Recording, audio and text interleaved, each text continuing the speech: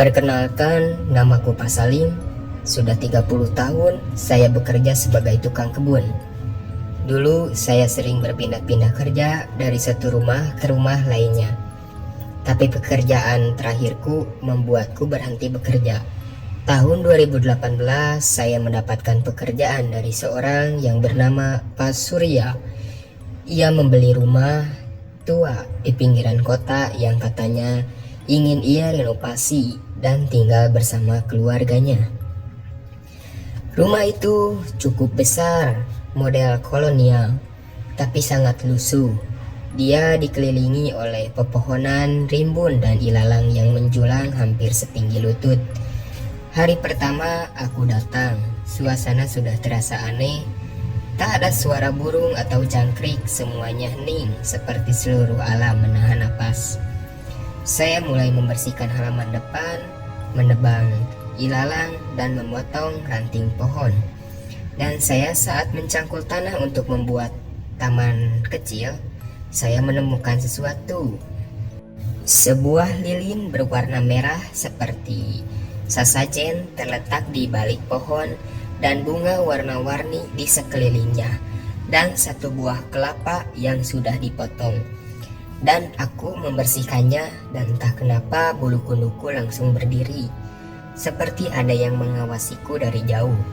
Dan saya membuangnya ke tong sampah di belakang rumah.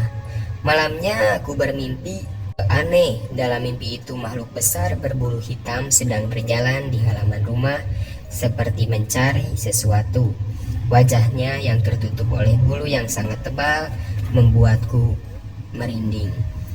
Keesokan harinya, Pak Surya, majikan saya, datang dengan keluarganya dan membawa seekor kambing berwarna hitam. Saya pikir itu akan mengadakan syukuran di rumah barunya, karena setiap orang membeli sesuatu yang baru, ia akan mengadakan syukuran. Tetapi pada saat ia membawa kambing tersebut, ia memasukkan kambing itu ke gudang yang berada di lantai bawah tanah.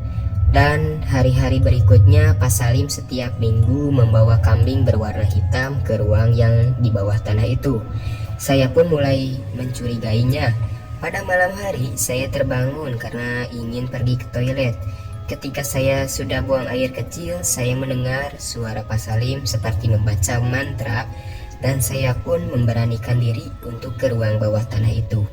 Saya melihat di lubang-lubang pintu Pak Salim melakukan ritual dengan makhluk seperti yang ada di dalam mimpi saya. Badannya yang besar, badannya yang penuh bulu, dan suaranya yang bikin bulu kunduk merinding. Seketika saya pun pada malam itu keluar dari rumah itu. Ternyata Pak Salim melakukan ritual untuk mendapatkan banyak uang.